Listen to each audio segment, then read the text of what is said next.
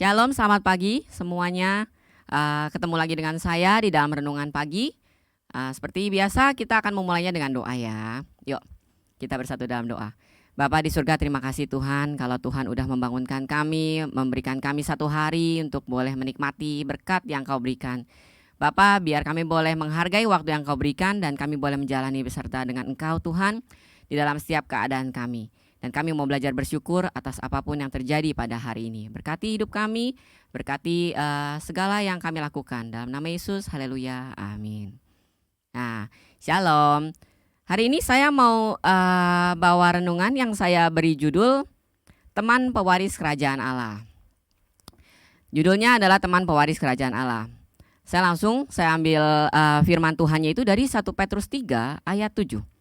Demikian juga kamu, hai suami-suami, hiduplah bijaksana dengan istrimu, sebagai kaum yang lebih lemah. Hormatilah mereka sebagai teman pewaris dari kasih karunia, yaitu kehidupan, supaya doamu jangan terhalang. Oke, sekali lagi saya katakan, judul renungan saya hari ini adalah Teman Pewaris Kerajaan Allah. Tapi kalau tadi di 1 Petrus 3 ayat 7 mengatakan, hai suami-suami, saya akan mengangkat ini sebagai sesuatu yang global. Saudara-saudara, Bapak Ibu sekalian, kita tahu ya, beberapa di antara kita mungkin yang dengar renungan ini nggak semuanya sudah menikah. Yang belum menikah, anggaplah ini sebagai bekal ketika kita akan menikah nantinya, ya. Kalau bagi teman-teman yang belum menikah, bagi saudara-saudara yang belum menikah, saudara, ini sebagai satu ayat kunci, sebagai satu hal kunci yang kita cari di dalam sebuah pernikahan adalah teman pewaris kerajaan Allah. Ingat ya, teman pewaris kerajaan Allah. Artinya yang kita cari bukan teman hidup, bukan teman hura-hura, bukan teman happy-happy, ya, bukan juga teman yang bantu kita terus, bukan. Tapi teman pewaris kerajaan Allah. Artinya dia itu akan mewarisi kerajaan Allah bersama-sama dengan kita. Dan dia itu yang harus mendukung, mensupport, menopang, membantu kita bersama-sama bergandengan tangan untuk masuk di dalam kerajaan Allah. Dan bukan cuma kita berdua, tapi juga anak-anak kita yang di bawah yang kalau Tuhan izinkan kita boleh miliki. Nah, jadi saya mau katakan nih saudara, Bapak Gembala kan sedang memfokuskan firman Tuhannya tentang hubungan vertikal dan horizontal antara Tuhan dengan manusia dan sesama dengan sesama, manusia dengan sesama. Saya akan bahas ini, otomatis hubungan vertikalnya itu pasti akan ketarik, udah pasti. Hubungan Tuhan dengan kita itu akan jadi hal yang utama yang tidak bisa terlepas sampai kapanpun. Terlebih di dalam sebuah pernikahan. Karena tadi saya bilang teman pewaris kerajaan Allah. Artinya kerajaan Allah itu bukan kerajaan yang terjadi di dunia ini, tapi terjadi di dunia roh, di dalam keadaan ilahi, ya kan? Otomatis namanya aja udah Allah, berarti ke Allah, ya kan? Hubungan vertikalnya itu harus terjadi. Kita harus sama Tuhan itu hubungannya harus benar. Dan itu masing-masing orang. Jadi si pria punya hubungan vertikal yang baik dan si wanita punya hubungan vertikal yang baik. Ya, saya nggak bilang suami dan istri karena saya bilang buat yang single pun ini berlaku. Pria, mereka harus menjadi karakter-karakter yang punya hubungan dengan Tuhan yang baik. Dan wanita-wanita pun harus mempunyai hubungan pribadi dengan Tuhan yang baik. Kemudian mereka bersatu di dalam sebuah pernikahan.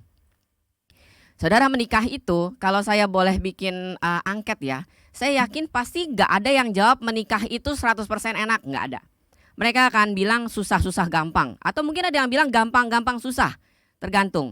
Atau mungkin ada yang bilang susah, ya saya gak ngerti deh, banyak kriteria mungkin ya bisa dijawab ya dari orang-orang itu. Tapi saudara, saya cuma mau bilang gini, kalau kita itu mengurus diri sendiri, sebagai orang itu kita tidak bisa mengasihi diri kita sendiri ya, maka kita tidak akan bisa mengasihi pasangan kita.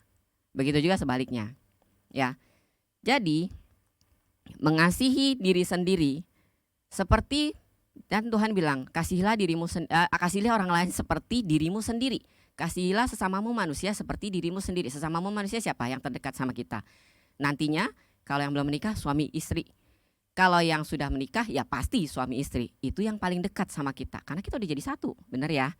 Nah itu di note ya. Pasti kita udah jadi satu. Dan mereka itu akan menjadi pendamping kita selama-lamanya. Selama maut belum memisahkan. Nah saudara, Saudara bisa kebayang saya bawa dalam konsep seperti ini. Saudara tuh mesti ketemu sama suami atau istri saudara, pasangan hidup saudara, setiap hari, setiap waktu, setiap saat, kapanpun. Mau sebel sama dia, mau senang sama dia lagi bikin kita kesal, dia lagi bikin kita happy, itu dia ada di samping kita, saudara. Paling lama juga dia pergi ke kantor, pulang, dia pergi kerja, pulang atau segala macam. Tapi dia hidup seatap dengan kita, serumah dengan kita. Kalau kita tidak bisa mengasihi dia seperti kita mengasihi diri kita sendiri, itu hasilnya akan berantakan.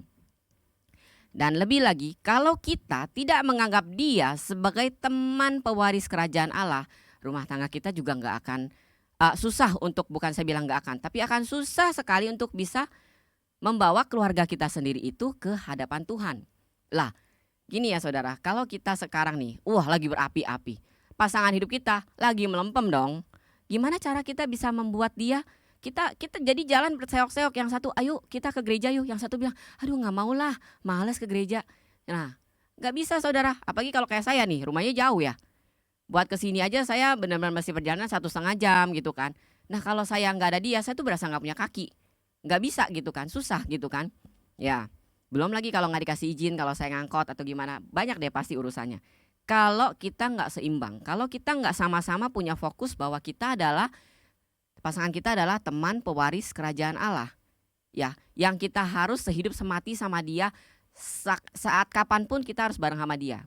Jadi kalau misalnya nih kita lihat pasangan kita mulai gagal fokus sama Tuhan, kita tuh harus sebagai pasangannya, pewaris kerajaan Allah, teman pewaris kerajaan Allah, kita wajib mengingatkan dia, bangun dia, doain dia, supaya kita sama-sama lagi bisa gandeng tangan, maju bersama-sama sebagai teman pewaris kerajaan Allah. Daily, setiap hari ini kita lakukan. Kadang-kadang kita suka lagi males, kadang-kadang kita suka lagi berapi-api. Nah kita harus bareng tuh berdua sama saudara.